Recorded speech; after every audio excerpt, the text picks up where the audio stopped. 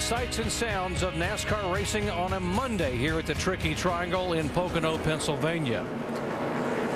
Getting set for another restart, lap 64 of 200. And let's take you back to the previous restart and show you what NASCAR was concerned about. In the drivers' meeting, they tell all the drivers you have to stay in line until you cross the start-finish line.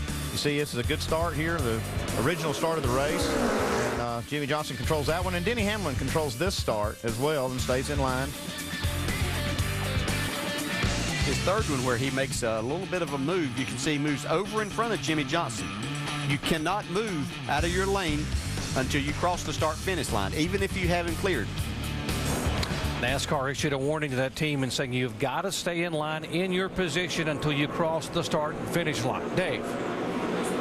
So, Doc, it's always a little distracting when NASCAR gives you a warning, but how about that debris that fell off the light on the fence there? That might be a little bit distracting for our leader, too.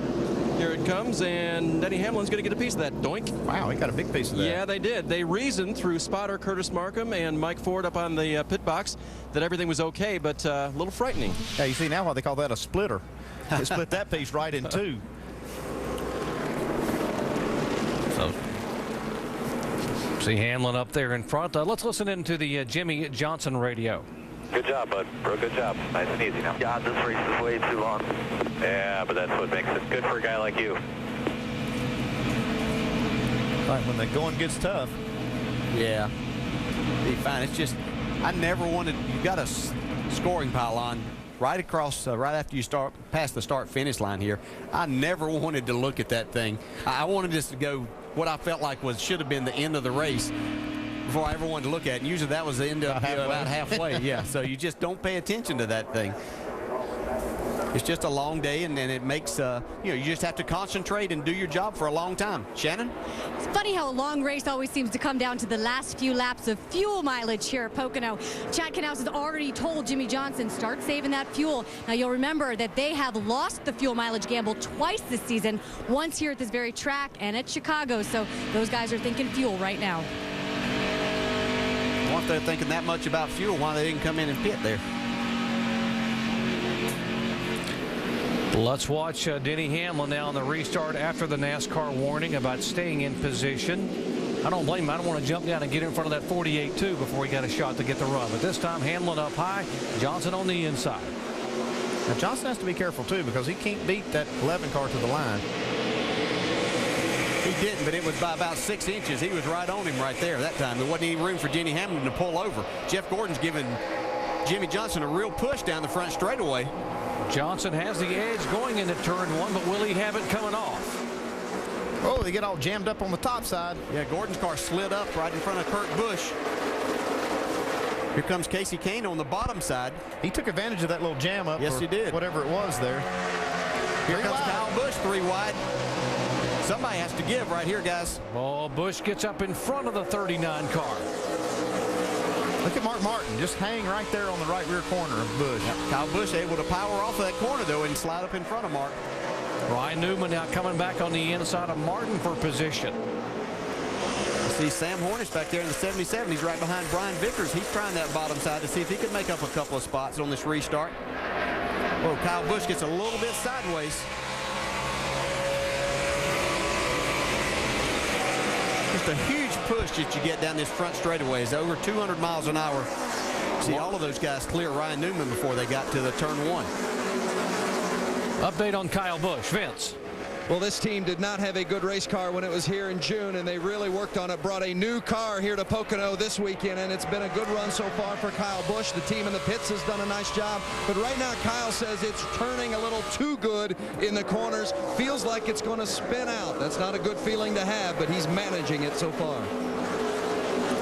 Kyle Busch trying to turn things around after finishing 33rd and 38th the last 2 times in Cup racing. There's a battle side by side. Biffle down the inside. Biffle's coming like a maniac, man. He came off that corner to the last corner and almost knocked the wall down. Yeah, this is a 2.5 mile wide racetrack, but it wasn't wide enough for Biffle coming out of turn one. Let's go back and take a look at that. Still 3 wide at start-finish line. Let's see who's going to win this battle into turn one. Biffle's hung down the inside. His car's going to have to be very good if he's not going to lose a couple of spots here. And maybe more. You got Hornish out there, too. Here we go. Let's go back to the lap before. See Greg Biffle there coming off of turn 2. Just gets into the outside wall. I don't know if you don't hardly see a mark. It's just barely if he touched it. Boy, he was all over it. 39 car now battling with Vickers. That's Newman and Vickers battling for position. That's for 10th spot. Newman takes it away. Biffle not giving up, though. Here he comes.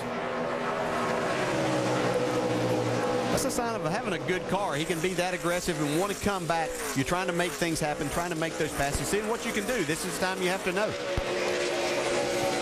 Right behind these guys, good run for the 44 car of A.J. Allmendinger, who was very good in the final practice sessions, and behind him, Sam Hornish, who finished 10th here back in June. I think A.J. will tell you this is one of his favorite places to come run. He said it reminds him a little bit of a road course in running, but he just has a really good feel for what he wants in his car, and he's done extremely well when he's raced here. A lot of comfort for Allmendinger knowing they're going to be able to run him for the full season. They announced last week that he would be in the car for the remainder of the year. They were concerned about some sponsorship, but he got the good news. Jamie. Well, today it has been good. They told me A.J. Allmendinger, he's happy with his car. Actually, it's been one of the best cars in the RPM stable. They made track bar adjustments, air pressure adjustments, and he's moving forward, guys. Dave? And guys, right behind them, the 77 of Sam Hornish Jr. He's had a mostly tight race car all day, but crew chief Travis Geisler told me this morning they're racing their way toward the top 15, where they raced all day last time they raced here in June, and then were able to bust off a fuel mileage run that got them their top 10. They're hoping to work their way back up there today.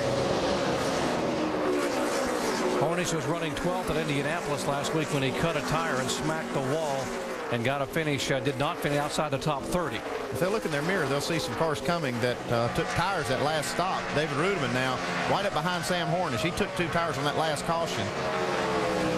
There's A.J. Allmendinger trying to take the spot away from Brian Vickers. That's a battle for the 12th spot. Still side by side.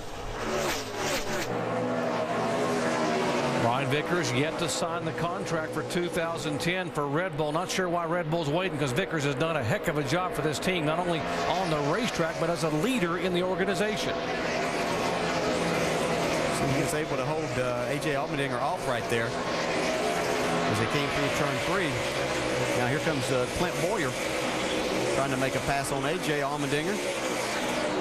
See if he's able to make that inside. I don't think. I've been watching him go a little bit higher through turn 1. You can see, yeah, that's what he wanted to try to do, is set that up.